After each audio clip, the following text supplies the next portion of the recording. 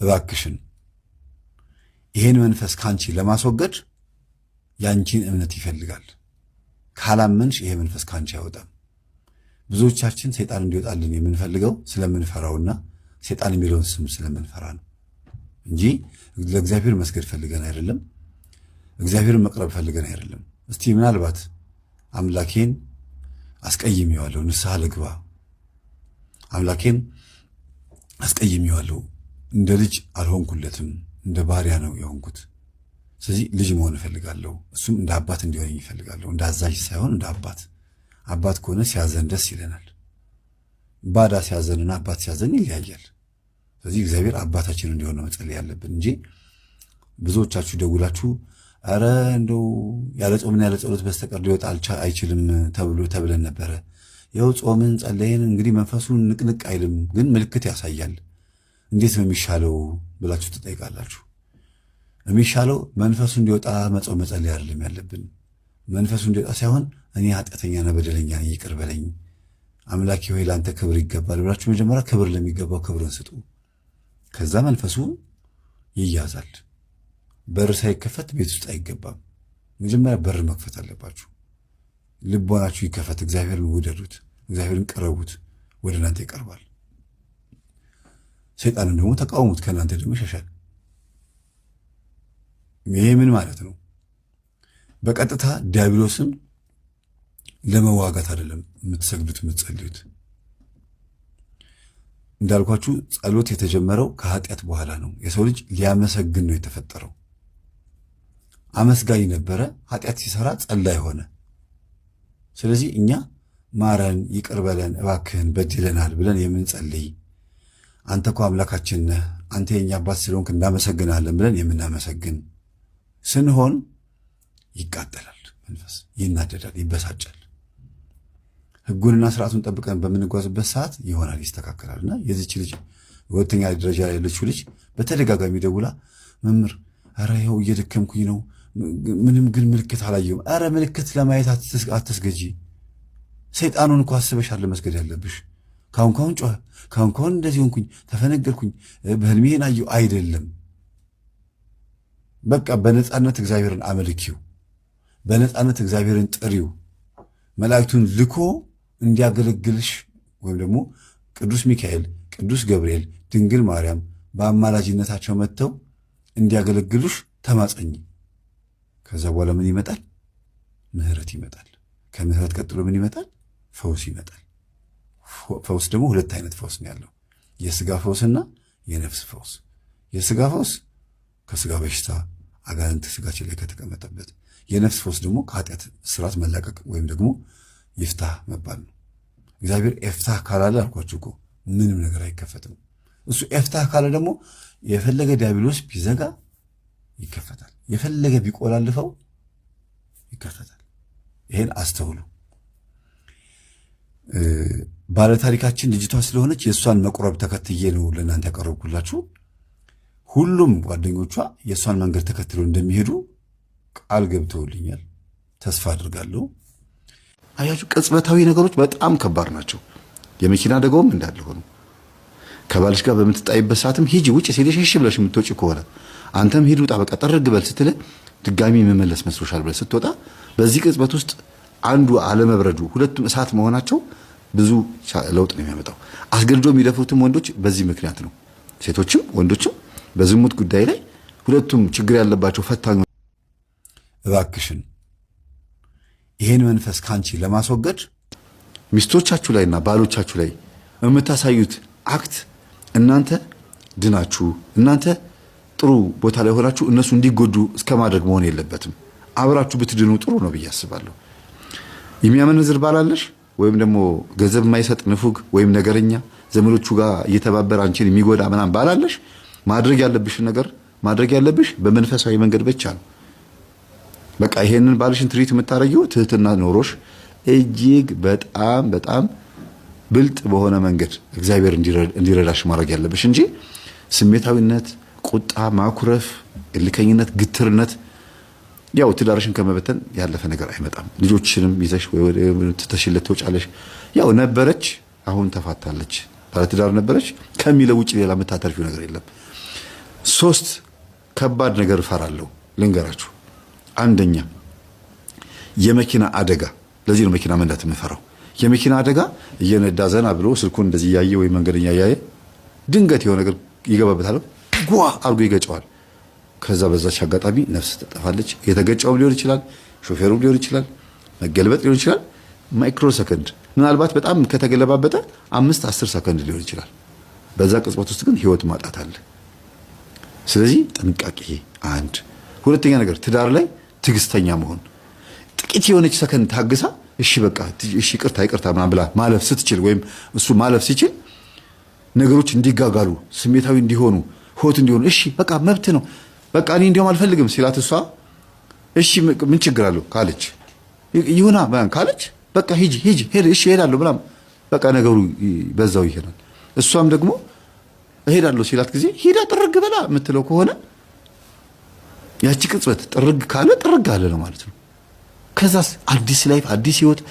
ምናልባት የአዲስ ላይፍ የሚባለው ጥሩ ላይሆን ይችላል እኮ ሌላ ማንነት በመበሳጨት አዲስ ጨጓራ በሽታ፣ ስኳር ምናምን፣ ንዴት፣ ብስጭት፣ እንደገና ሽማግሌ ማስቸገር ምናምን ብዙ ነገር ውስጥ መግባት።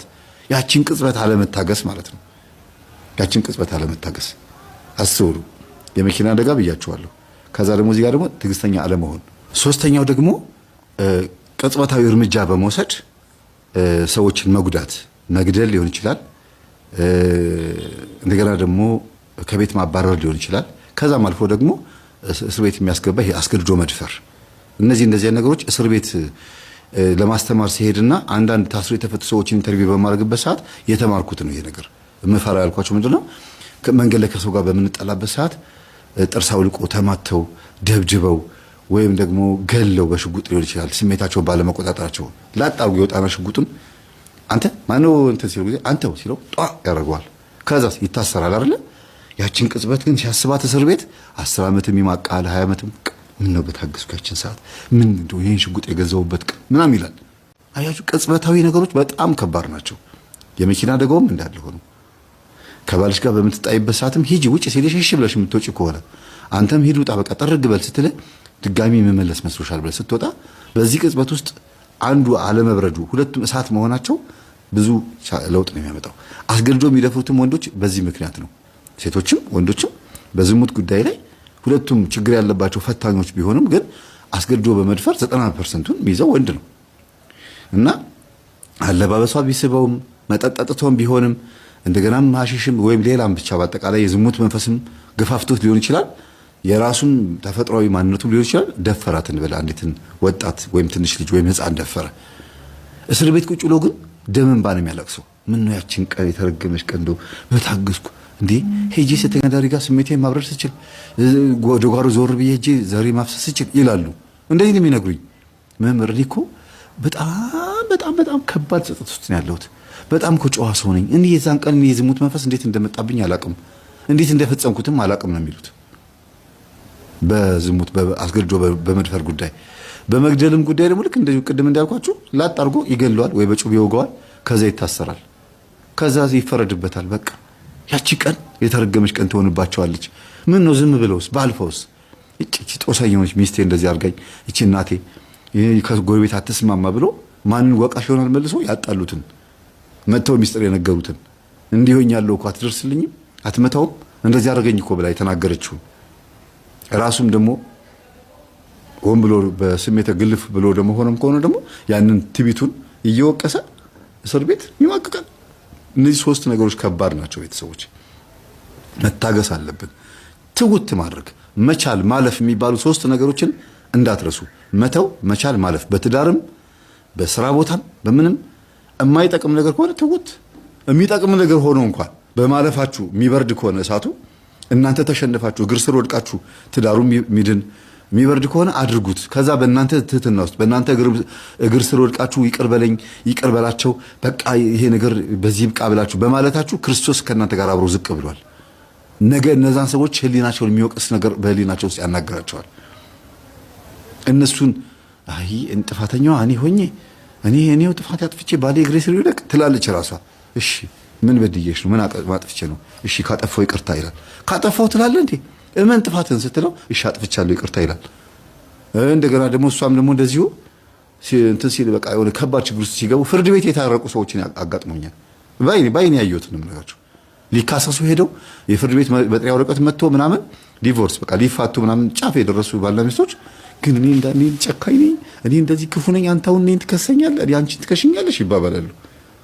ከዛ ያወራሉ፣ ያለቅሳሉ። በቃ አሁን ጉዳዩን ፍርድ ቤት ይዞታል፣ እኔና አንቺ ወደ ቤት ሄደን እናወራለን፣ እንስማማለን፣ ቀስ ብለን ደግሞ ይሄን እንሰርዘዋለን ሲባባሉ ዳኞቹ ይሄን ነገር ያዩትና ከተስማማችሁ እኛ እዚህ ጋር ፋይሉን እናስወግድላችኋል ይላችኋል። ለምን አሁን የሰማሁት ያየሁት ነገር ጥሩ ነገር ምንድነው? ፍርድ ቤት ውስጥ ባልና ሚስት በተለይ መዘጋጃ ላይ የሚፋቱ ፍቺ እንዳይበዛ ማስማማቱ ላይ ነው የሚጥሩት። በቃ እስኪ ታረቁ፣ አስቢበት። በቃ እኔ ባሌን መፍታት የምፈልገው መክሰስ እፈልጋለሁ ሴቶች ጉዳይ ሄዳ ስትል አስቢበት ብሎ የማሰቢያ ጊዜ ሁሉ ይሰጣሉ። ሴቶችን ሰድበው የሚያባርሩ ሁሉ የሴቶች ጉዳይ የሚሰሩ ሰድበው የሚያባርሩ ሁሉ አሉ። ሂጂ እዛ ለጎሄኔ ለገንዘብ አግብተሽ ይሆናል እኮ ተስማሚ፣ እስቲ ሂጂ መጀመሪያ ታረቂ ብለው ያባርሯቸዋል። አንዳንዴ ትክክል ነው። ከዛ እንኳንም አለችኝ የምትልበት ጊዜ ይመጣል። ይሄኔ እውነት አፋተኝ ቢሆን ኖሮ እኮ ይሄን ትዳር አጣ ነበረ፣ እንኳንም አለችኝ ብለው ያቺ ቀን በመዘግየቷ እርቅ ሊመጣ ይችላል።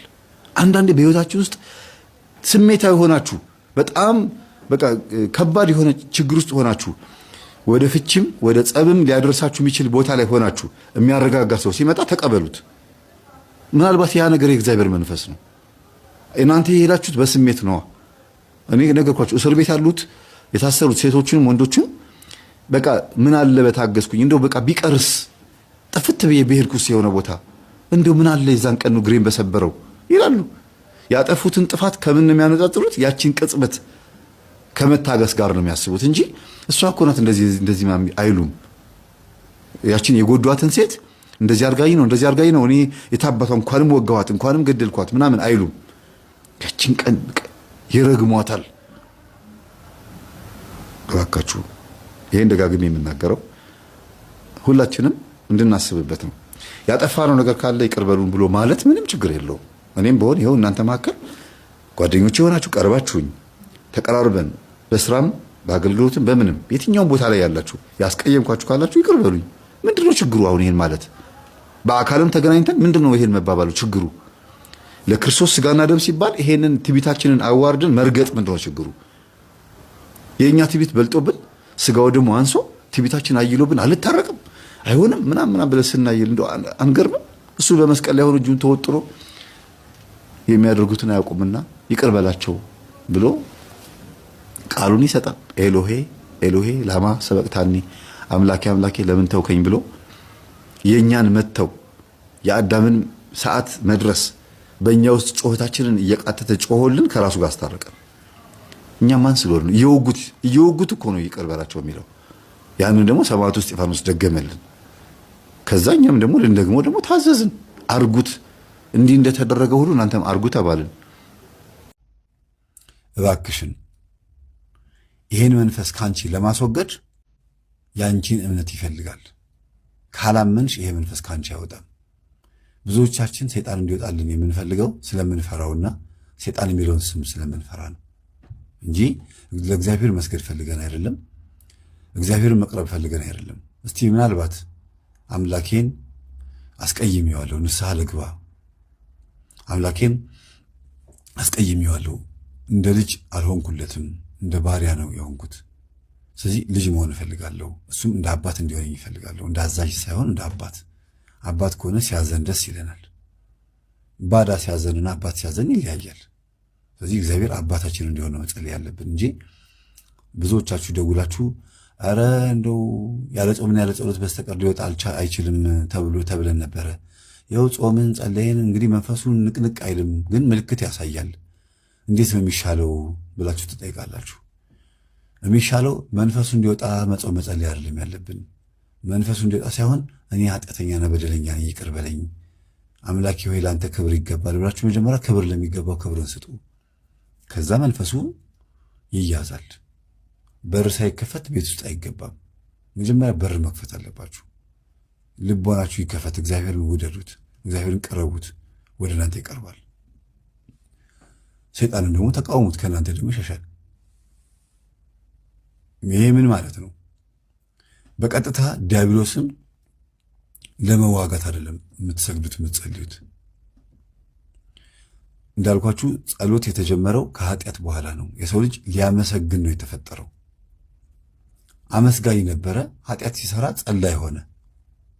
ስለዚህ እኛ ማረን፣ ይቅር በለን፣ እባክህን በድለናል ብለን የምንጸልይ፣ አንተ እኮ አምላካችን ነህ፣ አንተ የኛ አባት ስለሆንክ እናመሰግናለን ብለን የምናመሰግን ስንሆን ይቃጠላል መንፈስ፣ ይናደዳል፣ ይበሳጫል። ሕጉንና ስርዓቱን ጠብቀን በምንጓዝበት ሰዓት ይሆናል፣ ይስተካከላልና የዚች ልጅ ሁለተኛ ደረጃ ላይ ያለችው ልጅ በተደጋጋሚ ደውላ መምህር፣ ኧረ ይኸው እየደከምኩኝ ነው፣ ምንም ግን ምልክት አላየሁም። ኧረ ምልክት ለማየት አትስገጂ፣ ሰይጣኑን እኮ አስበሻል መስገድ ያለብሽ። ካሁን ጮኸ፣ ካሁን እንደዚህ ሆንኩኝ፣ ተፈነገርኩኝ፣ በህልሜን አየሁ አይደለም። በቃ በነፃነት እግዚአብሔርን አመልኪው፣ በነፃነት እግዚአብሔርን ጥሪው። መላእክቱን ልኮ እንዲያገለግልሽ ወይም ደግሞ ቅዱስ ሚካኤል፣ ቅዱስ ገብርኤል፣ ድንግል ማርያም በአማላጅነታቸው መጥተው እንዲያገለግሉሽ ተማጸኝ። ከዛ በኋላ ምን ይመጣል? ምህረት ይመጣል። ከምህረት ቀጥሎ ምን ይመጣል? ፈውስ ይመጣል። ፈውስ ደግሞ ሁለት አይነት ፈውስ ነው ያለው፣ የስጋ ፈውስና የነፍስ ፈውስ። የስጋ ፈውስ ከስጋ በሽታ አጋንንት ስጋችን ላይ ከተቀመጠበት፣ የነፍስ ፈውስ ደግሞ ከኃጢአት ስርዓት መላቀቅ ወይም ደግሞ ይፍታህ መባል ነው። እግዚአብሔር ኤፍታህ ካላለ አልኳችሁ እኮ ምንም ነገር አይከፈትም። እሱ ኤፍታህ ካለ ደግሞ የፈለገ ዲያብሎስ ቢዘጋ ይከፈታል፣ የፈለገ ቢቆላልፈው ይከፈታል። ይሄን አስተውሉ። ባለታሪካችን ልጅቷ ስለሆነች የእሷን መቁረብ ተከትዬ ነው ለእናንተ ያቀረብኩላችሁ። ሁሉም ጓደኞቿ የእሷን መንገድ ተከትለው እንደሚሄዱ ቃል ገብተውልኛል። ተስፋ አድርጋለሁ።